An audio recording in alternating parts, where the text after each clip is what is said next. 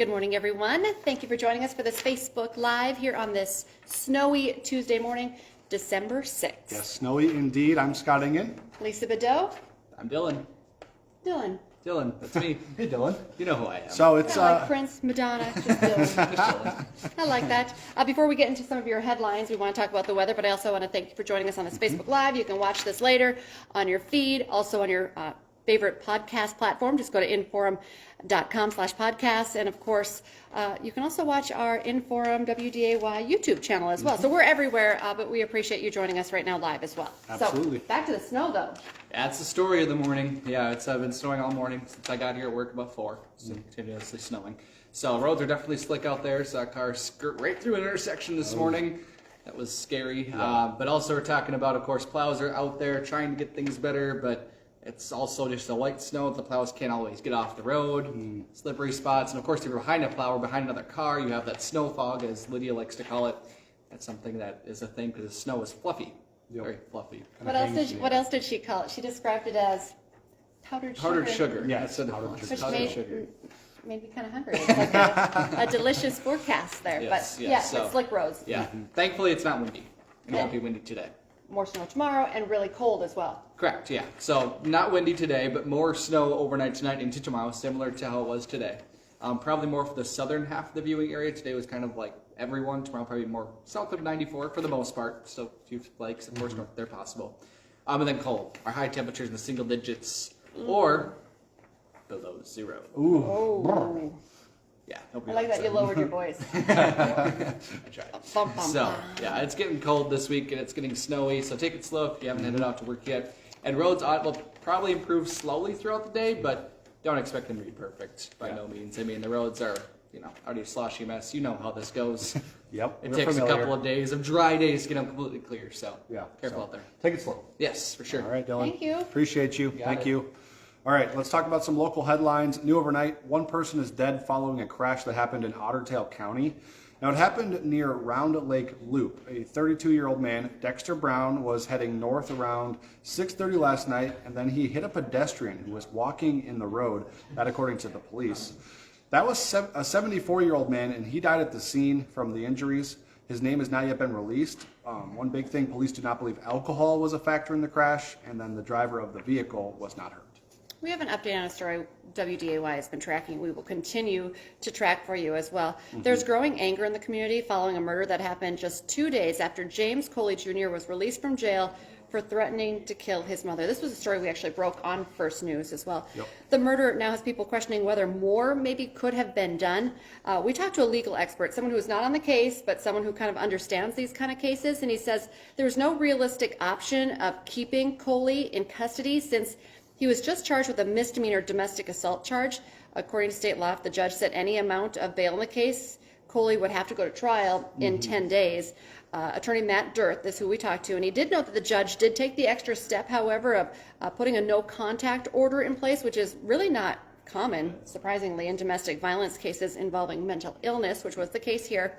At that point, we thought there was no physical violence. However, we did learn some new details over the last couple of days, and that's why the attorney we're talking to actually questioned why prosecutors did not go after more serious charges when we learned that Kollie allegedly told his mother, quote, "I'm ready to take your life," and that he actually locked her in the bathroom. Yeah. So lots of questions here. We have several calls in to the Clay County Attorney, Brian Melton. We have not heard back, but this is very interesting. We do have a statement from Minnesota Attorney General Keith Ellison. He told WDAY that the brutal murder of Riesha Kollie is shocking. He also went on to say that if after further investigation changes need to be made to state law or policy, then he says, quote, "we should resolve to make them." All right, right now, Epitome Energy has chosen Grand Forks as its new location for a $400 million soybean crushing plant. It's expected to create a local soybean market for regional producers. CEO Dennis Egan announced those plans to build the plant a couple miles north of Grand Forks at Monday's City Council meeting. The plant will be able to process up to 42 million bushels of soybeans per year. Epitome Energy had earlier selected a site in Crookston for its crushing facility, but made the change after the permitting process for an air permit in Minnesota took 16 months. They'll now work with the city on a development agreement, and that facility will create between 50 to 60 new permanent jobs at the plant. Well, this next development I want to talk about, it really has my interest. I live in West Fargo, so I wouldn't be living in this neighborhood, and I know you're new to town, but this would be huge. Today, a South University Drive development project will be introduced to the city's planning commission. There's going to be an open house if you'd like to go, Civic Center 5 to 6:30. But let me tell you, if you're not familiar with this, the development would replace the South Plaza Strip Mall. That's, just really north of I-94 off of University. If you would see the pictures, the video, you definitely know what I'm talking about. The new building that they're proposing looks really beautiful. 5-story building, would have 1- and 2-bedroom apartments, still have some businesses in there. Yep. Actually, a good place, to kind of identify it. That's where Dwayne's Pizza is, Yes. on South University. Yep. And so if you're worried about Dwayne's Pizza, they say if this does pass and if this happens, they will be inside this new unit, kind of what the new look is for a lot of these, like epic buildings where it's businesses, a mix of businesses and restaurants and bars and apartments and restaurants. So I guess that's what's being proposed. Slated to begin construction in 2023, a $30 million project. Wow. Formal consideration, however, will be held January 3rd. So less than a month away though. Yeah. All right. In Jamestown, a city councilman has the Jamestown City Council, I should say, has approved a zoning change where Dollar General plans to build a new store. But there are some people pushing back on this idea and the decision. One of those people is Olivia Johnson. She said that changing the zoning to a local commercial district requires substantial proof of economic and civic need.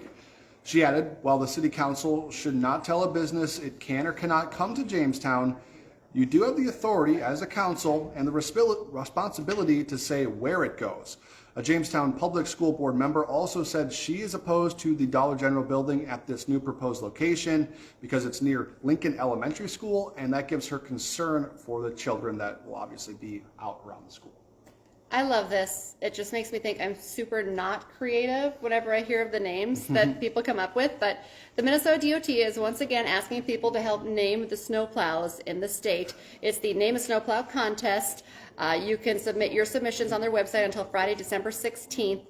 This is for all 8 districts across the state, and I just want to remind you of some of the cool names from the past. So creative. Like Control Salt Delete, Snowbee 1, Kenobi, and we didn't have it in here, but it was, Prince, a Minnesota native, the snowplow, what was it? Formerly known as Plow. Yeah, formerly known as Plow. That was a pretty creative one, too. So, yeah. I'm So we excited need to your see- creative submissions. I'm excited to see which ones come out this year because people always rise to the occasion. They don't they do. disappoint. They All right, do. let's talk about something on the national scale today. Pretty big thing going on in Georgia. All eyes are on that Senate runoff race there that's going right now. Incumbent Senator Raphael Warnock and Republican challenger Herschel Walker have wrapped up their campaigns. Of course, now who's going to win is in the voters' hands as it's gone to that runoff. Early voting so far appears to be an advantage to Democrats is what we're hearing, but high turnout from Republicans today could certainly cut into that lead. So something we're going to be following and certainly has national ramifications. Absolutely. I should know this, but you should never give up on Tom Brady. I kind of did last night. I went to bed before the game was over. You know that they're going to be talking about this on Hot Mic today with Dom Izzo, 9 to 11 on WDAY Extra, also InForum.com in case you missed it. Tom Brady led another game-winning drive for a comeback victory on Monday Night Football. The Buccaneers beat the Saints 17-16. This is what's cool. A lot of people are talking about what record hasn't he broken? Yeah, he's though, got like all of them at this point. Okay, but here's a new record. Yeah, add another one. Another one. It was Brady's 44th career fourth quarter comeback, which sets a new record. Yeah, wow. I think that beats Peyton Manning, quarterbacks of all time. Some consider Tom Brady the best of all time. So pretty cool stuff. And like you said, Dom's going to be talking about that on Hot Mic this morning from 9 to 11. Absolutely. All right, just want to remind you too, it's December 6th. Our Black Friday deals continue here on WDAY and Inform.com. Staying in touch with your community through local news and information is the gift that just keeps on giving Certainly does. all year long. So subscribe right now. You get 50% off an annual subscription for you or anyone on your list. Inform.com/subscribe to get started. I love a deal. So Yeah, it's a half great deal. off. Take advantage of that. It's a good deal. It's good stuff. All right, remember to join us for all of your newscasts throughout the day as well. We're going to have updates to current stories we told you about this morning, as well as anything that breaks throughout the day. We have our news again at 11 o'clock, 4 o'clock, 5 o'clock, 6 o'clock, 9 o'clock, 10 o'clock, and of course, we'll be back again tomorrow for first news from 5 to 7 a.m. All right, have a great day, everyone. Thanks See for you joining later. us.